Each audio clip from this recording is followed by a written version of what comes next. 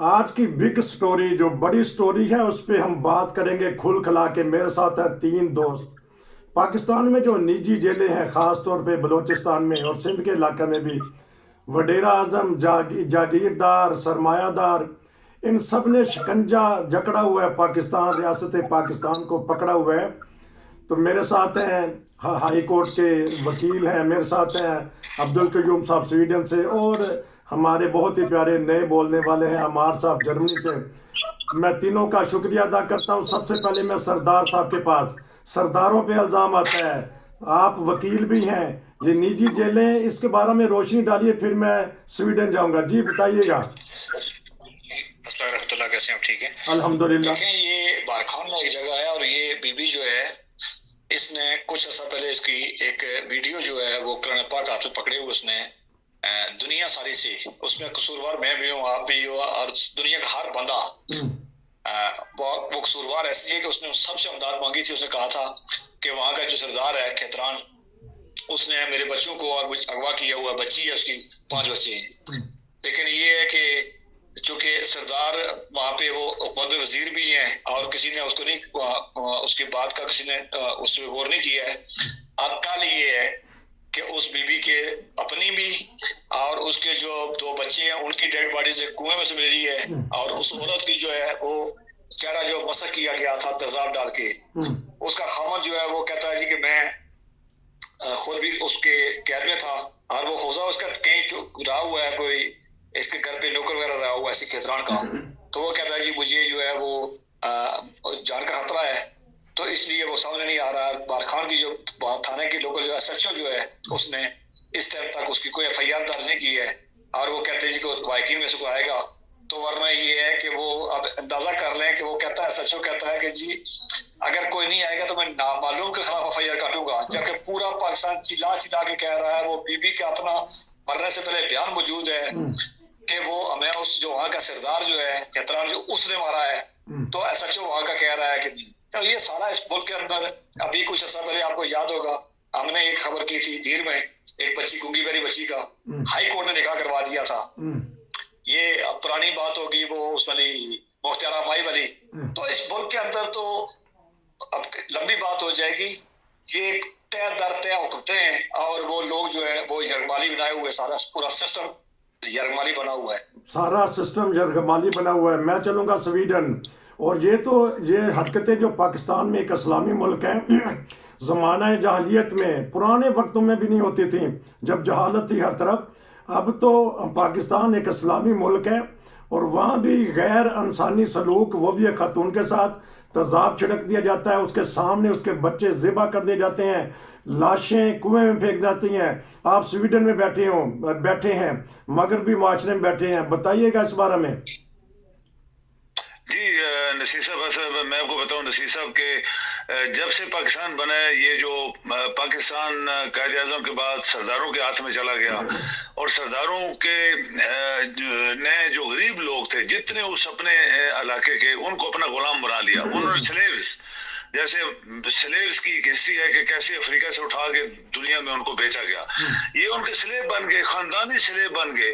ये सिर्फ उनके घर बार खेतों पे काम करना, उनको भी रोटी भी नहीं देते थे, खेतों पे ही सुलाते थे, जानवरों के अंदर उनकी चरपाइयां होती थी या नहीं थी, जमीन पे सुलाते थे। ये शुरू से पाकिस्तान बनने के फौरन बाद इस चीज के ऊपर ये सरदारों ने काम किया। और सरदारों की अपनी जेलें इसलिए थी कि कानून ही कोई नहीं है पाकिस्तान में, तो आज भी कानून नहीं है। एक वजीर आजम को कत्ल करने की साजिश के सामने मारा गया, उसको गोलियां और उसकी एफआईआर दर्ज की गई। ये इसकी सबसे बड़ी मिसाल है पाकिस्तान के अंदर। तो ये गरीब जो लोग हैं ये उनके गुलाम होते थे, आज भी हैं। जितने बड़े बड़े सरदार हैं उन्होंने हजारों लोगों को यरगमाल बनाए हुए हैं, गुलाम बनाए हुए हैं, उनसे मुफ्त काम कराते हैं, उनसे उनको सिर्फ रोटी भी देते हैं या कपड़े भी देते हैं या नहीं देते हैं। खेतों पे रात दिन वो मरते हैं, उनकी औलाद शुरू हो जाती है, वो मरती है, उनकी औलाद शुरू हो जाती है। तो अगर पाकिस्तान, हम इस्लामी नाम तो किसी ने रखवा दिया ना, उन्होंने बोला जी इस्लामिक रिपब्लिक ऑफ पाकिस्तान, आप कुछ भी रखवा लें, नाम लिखने से तो कुछ नहीं होता। प्रैक्टिकली तो पाकिस्तान में इस्लाम है ही नहीं है। जो कुछ हमारे साथ हो रहा है, हमारे बच्चों के साथ, बच्चियों के साथ हो रहा है और लोगों के साथ हो रहा है, वो इस्लाम का तो 1% आंसर इसके अंदर नजर नहीं आता। लेकिन अगर आपका कानून इन लोगों को पकड़ता, ये बड़े बड़े सरदार जो हमारे कानून को नहीं मानते, वो उन्होंने अपनी पंचायत बनाई हुई है, किसी को पकड़ के फांसी दे दिया, किसी को कत्ल करवा दिया, किसी की एक छोटी मासूम बच्ची 12 साल के बच्चियों की शादी अपनी मर्जी से करते हैं, खुद ले जाते हैं, जो मर्जी करें। तो कानून पाकिस्तान के अंदर जो एक हमने बनाया उसको इम्प्लीमेंट होने ही नहीं दिया गया। बड़े बड़े लोग मानते नहीं है। एसएचओ की क्या जरूरत है जो उसके इलाके में बैठा हुआ है? एसएचओ उसका एक पपेट होता है, वो सरदार का, वो जैसे बोलेगा वैसे ही वो डांस करेगा बंदर की तरह, वो डांस करता है। गवर्नमेंट के सारे ऑफिसर्स उसके सामने डांस करते हैं। आप सरहद में देख लें, आप बलूचिस्तान में देख लें, आप सिंध में देख लें।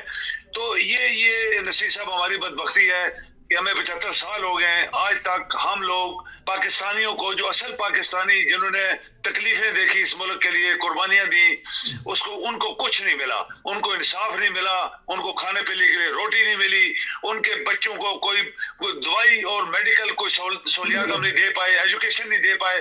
तो इसके लिए मैं तो ऐसे ही कह सकता हूँ कि हम लोग बदबख्त हैं कि हमें मुल्क तो बहुत अच्छा मिला, लेकिन हमारी जो हुकूमत करने वाले लोग थे वो दुनिया के करप्ट और बेईमान और झूठे और फराडी मिल गए।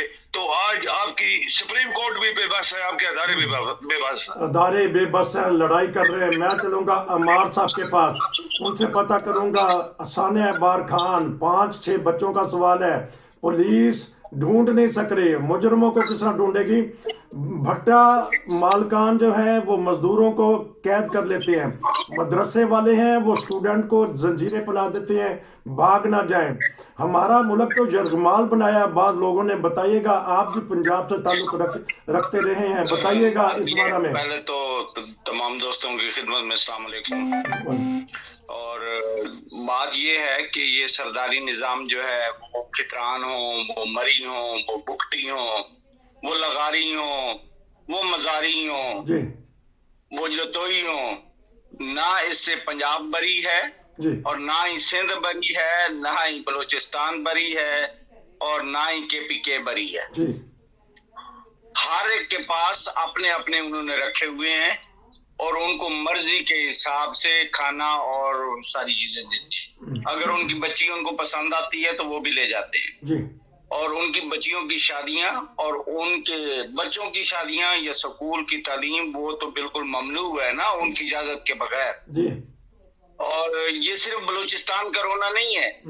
और ये सरदार अब्दुल रहमान खितरान जो है, उससे पहले आप देख लें, एक वो सरदार ने MPA ने गाड़ी चढ़ाई थी पुलिस वाले पे, उसका क्या हुआ? सिंध में जतोई ने एक ने DSP के बेटे को मार दिया था, एक ही बेटा था, तो वो आजाद हो गया है, उसको तो सजा नहीं हुई। ये सिर्फ एक जगह का रोना ही नहीं है, ये रोना है उस पूरे मुल्क का जहाँ पे कानून नहीं है, जहाँ पे अदालतें बेबस हैं। मुज़ाहिर नकवी जैसे अगर जज बैठे हो, जो एक सियासी लंगड़े के साथ बैठ के सारा खेल खेलते हो, या नवाज शरीफ जैसे के साथ मिलके खेल खेलते हो, तो फिर उस मुल्क में यही होगा। और जहां पे मजहब के नाम पे फिर सियासत की जाए, अभी आने वाले दिनों में आप देखें, वो 9 तारीख को उन्होंने दूसरों ने, लबैक वालों ने हड़ताल का ऐलान कर दिया हुआ है, आज जेल बरस का ऐलान किया हुआ है। तो ये सारी चीजें आपके सामने है। जब ये इसको मिक्स करेंगे तो ये तनजली की तरफ जाएंगे। वो को बलोच को हो, वो लगारी हो, मजारी हो, बुकटी हो, ये सब के पास है बंदे। और ये पाकिस्तान के अंदर भट्टों के अंदर, ये पंजाब पे चले जाएं, हर भट्टे पे आपको 20-20, 25-25 बंदे मिल जाएंगे। पिछले दिनों में मैं वीडियो देख रहा था जिसमें वो एंकर जो है वो जाके भाग के उनको पकड़ के छुड़ा रहा था, और कोई छोड़ने के लिए तैयार नहीं है। और फिर मजे की बात है कि हाई कोर्ट के आर्डर को वो मानते ही नहीं है। वो कहते हैं कि हम तो नहीं मानते। हाई कोर्ट लाहौर के आर्डर उन्होंने दिखाया कि हमें आजाद करने का हुक्म 2 दफा लाहौर हाई कोर्ट ने दिया है, और वो जो भट्टा मालकान था वो कहता मैं इन आर्डरों को मानता ही नहीं हूँ। ये बेबसी है इस मुल्क की और शामत है इस मुल्क की, जो इस्लाम के नाम पे हासिल तो किया गया था, लेकिन इस्लाम नाम की उसके अंदर कोई चीज नहीं है। वकील साहब के पास चलूंगा। कानून अपना रास्ता दिखाता है, अमल नहीं करता कोई। क्यों नहीं अमल करते? इसकी क्या सजा है? उन्होंने दोनों भाइयों ने अच्छी तरह बता दिया आपको कि पाकिस्तान किस तरह की रियासत बन रही है। जी देखें, कानून एक रखेल बनी हुई है और उस रखेल का काम नाचना है। अब जो पैसा फेंकेगा, मैं वकील होके कहता हूँ ये बात, इसलिए बड़ी जिम्मेदारी से कह रहा हूँ कि आपको याद होगा 3-4 साल पुरानी बात है, सरगोदा में एक पीर ने अपने को 20 मरीज जमा कर दिए थे। अच्छा। उसके बाद ये वाला मामला है और बुजुर्ग साहब ने बात की है जी कि हाई कोर्ट हुक्म देती है। आप बड़ी हैरत की बात ही होती है कि हाई कोर्ट हुक्म देती है कि वो जो ये 25 लोग कह रहे 25 खानदान होते हैं, 20 से 25 खानदान एक पट्टे पे। हाई कोर्ट हुक्म देती है कि उनको बाजियाब करवाओ, तो पुलिस जाके बाजियाब करवाती है। लेकिन हाई कोर्ट ने आज तक बाजियाब करवाने से अगला स्टेप कभी नहीं कहा कि ये जो बच्चे जरमारी थी, औरतें जरमारी थी, इनका पर्चा भी करो और उसको गिरफ्तार करके ले आओ।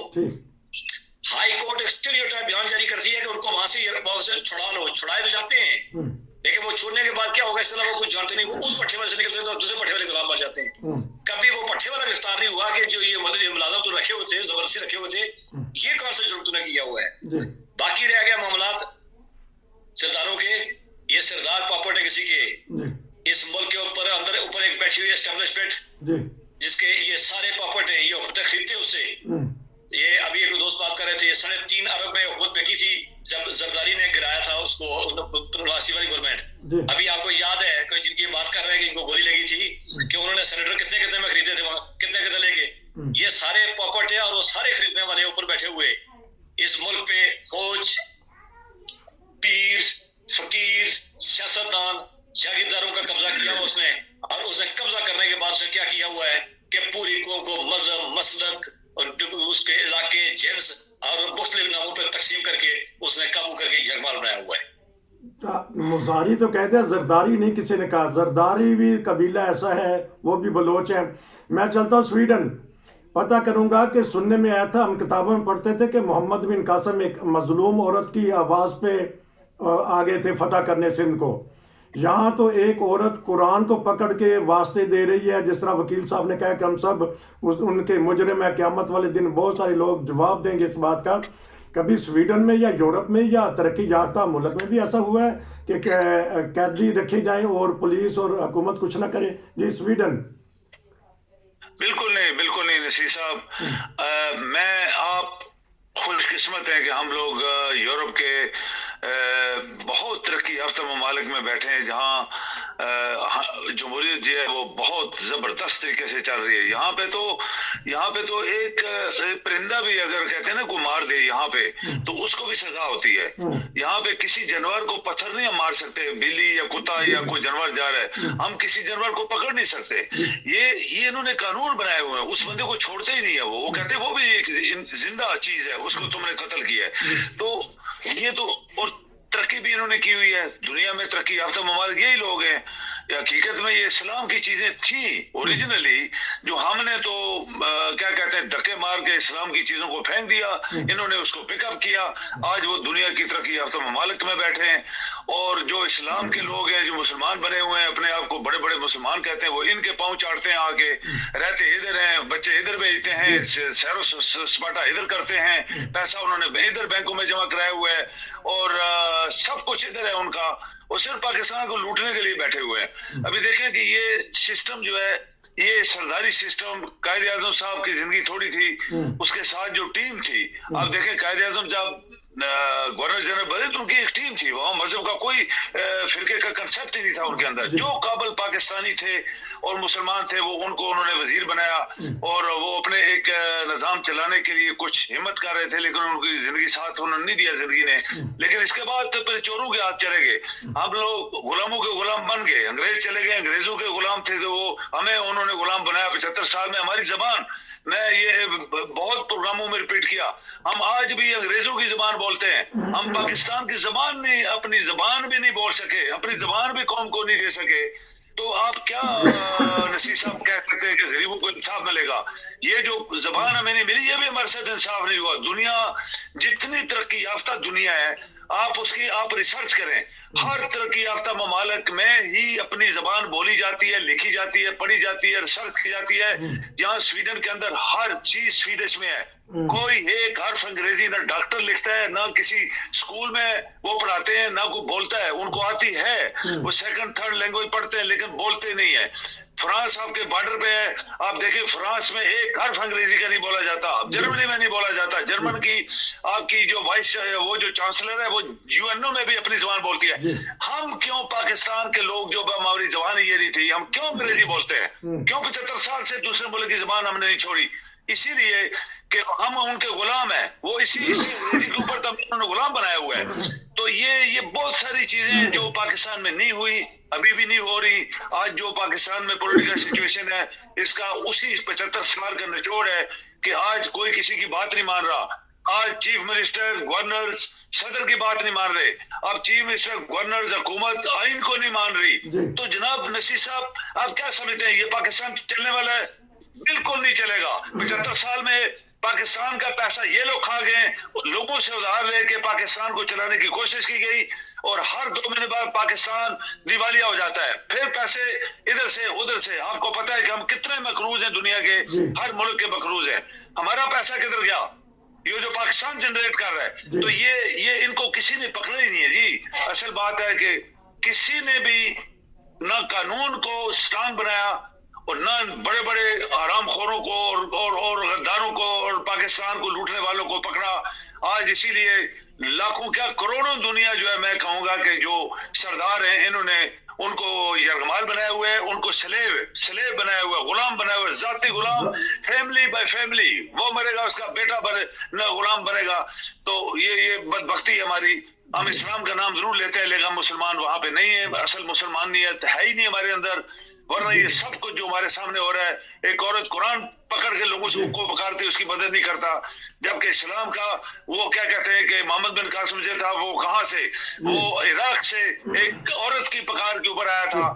तो उसने किस तरह पर जो भी किया था। लेकिन आज तो आपके पास सब कुछ होने के बावजूद अगर हमारे बच्चियां, हमारी माए बहनें वो उनकी इज्जत महफूज नहीं है, तो फिर नसीर साहब ये इससे बड़ी बदबख्ती हमारे लिए और नहीं हो सकती। इससे बड़ी बदबख्ती क्या होगी बताइएगा? एक औरत की आवाज है, चीख है, उसकी चीखें किस किस के कानों पे गई हैं? सिपा सलार है, वजीर आजम है, वज़राए आला है। बताइएगा अमार साहब क्या कहना चाहेंगे इस बारे में?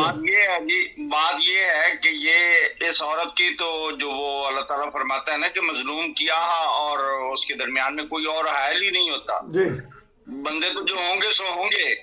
लेकिन आपको अगर याद होगा मेरे भाइयों को, तो पीछे कोई साल गालबन पहले की बात है कि वहीं पे बलूचिस्तान की एक औरत और मर्द और उसका जवान बेटा मेडिकल का स्टूडेंट था जी। वो अपने फसल में काम कर रहे थे। उसको किसने पकड़ के माँ के दुपट्टे के साथ उसके हाथ और पांव बांध के 3-4 गोलियां मारी थी। ये तरबत की बात है। ये पिछले साल की बात थी। ये तो भाई जी मैं कहता हूँ कि एक अगर चीज को उठाना आप शुरू करेंगे तो ये आप तो दिन लग जाएंगे, कई दिन लग जाएंगे बोलते हुए। कि ये चीजें इतनी बिगड़ चुकी हैं कि वो सिर्फ एक चीज नहीं है कि फलां अच्छा और फलां बुरा, सब बुरे हैं, सबके पास वो एक जैसे ही हैं जी। और जब ये पार्टियां बदली करते हैं तो वहां पे पहले बुरे होते हैं, जब दूसरे के पास जाते हैं तो अच्छे कैसे हो जाते हैं? वो नेक और पाक कैसे हो जाते हैं? सादिक और अमीन कैसे हो जाते हैं? इनके बच्चे बैर, इनकी जायदादें बैर, इनके काम बैर। और मैंने आपको बताया जैसे वो इनकी तो शराबे ले जाने वाले वो MNA और MP होते हैं जी। अगर उनको पकड़ लो तो वो कहते हैं हम तो शायद लेके जा रहे थे। ठीक। तो यहाँ पे आवे का आवा ही बिगड़ा हुआ है जिस मुल्क का, उससे क्या कहते हैं खैर की तवक्को कैसी? अच्छा, हम इस तरह करते हैं कि ये सब कबाइल जितने कबाइल है मैंने गिने हैं, मुझे अल्लाह के फजल से इन सब कबाइल में जाने की मौका मिला है। ठीक। मैं गवर्नर हुक्म में रहा हूँ और मुझे जाने का मौका मिला है। ये जमाली है, मरी है, बुकटी है, खोसा कबीला है, लगारी है, मजारी है, सब कबीलों को देखा है। ठीक, क्योंकि हम सब मिलके अगर जाके हालत देखें तो वो तो आपको पता चल जाएगा। जैसे आपके वो भट्टे पे मजदूर काम करते हैं, इसी तरह वो है। ठीक, अच्छा, इस तरह है कि प्रोग्राम का वक्त खत्म हुआ चाहता है। मैं इजाफा करता चलूं कि वो शम्मा और उसके मियां को, जिसको जिंदा ईसाई को भट्ठे के अंदर डाल दिया गया था। जी जी जी जी जी। फिर आपके सामने ये 2 दिन हुए हैं, 4 दिन हवालात से एक बंदे को निकाल के वो उसको जिंदा जला दिया गया, श्रीलंकन को जला दिया गया। जी जी। अगर ईसाई लड़की खूबसूरत मिलती है तो उसके साथ जबरदस्ती बदफेली करके पंखे के साथ लटका दिया जाता है। हिंदू लड़की मिलती है तो उसको जबरदस्ती निकाह करके उसको कहते हैं कि ये मुसलमान हो गई है। जी जी जी। अच्छा, हमने आज बात की है नाजरीन, जो सानिया बार खान है, हम और सारे नाजरीन दुआ करें कि जो अल्लाह को प्यारे होने थे वो तो हो गए हैं। अब जो बाकी 5 बच्चे बचे हैं, या उनका मियाँ रूपोश है या दीगर वहाँ बहुत सारे मजलूम तबका है, हम कहते हैं कि अल्लाह करे कि वो सारे महफूज रहें। अगर रियासत पाकिस्तान में कायम रहना है तो मजलूमों की बद्दुआ से बचे। सर जी जी सर जी, 1 मिनट मैं वो अर्ज करता चलूं बीच में। मैंने इसलिए वो शम्मा का उठाया कि परसों आया हुआ था अखबार में ठीक कि जिस ईसाई उस लड़की को और मियां को उसके भट्टे में जिंदा जलाया था, उसके बच्चे आज भूखे मर रहे हैं। जी जी। करूंगा मैं एक और प्रोग्राम। आज हमने सिर्फ उन बच्चों के ऊपर किया है और उन मजलूमों पे किया है कि रियासत पाकिस्तान हमारे हुक्मरानों को इन मजलूमों की बद्दुआओं से बचना चाहिए। आप तीनों दोस्तों का बहुत शुक्रिया। इंशाल्लाह हम फिर आपसे प्रोग्राम करेंगे। नसीर को इजाजत दीजिए। अस्सलाम वालेकुम। जी वालेकुम, थैंक यू जी।